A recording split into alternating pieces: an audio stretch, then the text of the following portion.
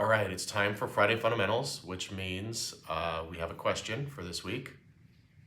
The question is, what is a step up in basis?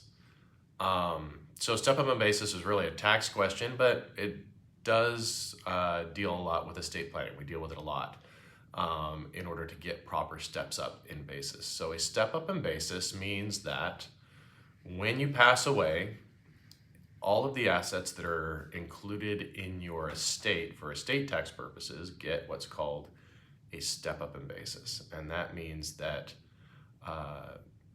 the basis for capital gains purposes gets stepped up to the current fair market value. So let me explain that a little bit deeper. If I were to buy a house for $200,000, that is my basis. If then that house appreciates in value and it's now worth $500,000 and I sell it, I pay capital gains on the difference between the price I sold it for and the basis I have. So that $300,000 difference.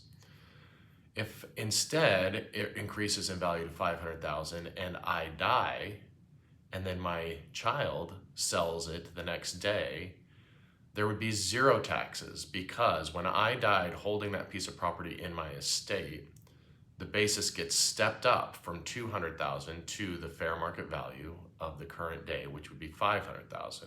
So then when my child sells it, the difference between the fair market value or the sale price of $500,000 and the basis $500,000 is zero.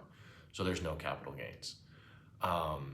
If then, after my death, the property were to continue to appreciate to $700,000 and my child sold it, they would pay the difference between the $500,000 stepped up basis and the $700,000 sale price, making it a $200,000 capital gains liability. That's what step up in basis is. Basically a forgiveness of capital gains for all of the assets that are included in your estate when you pass away.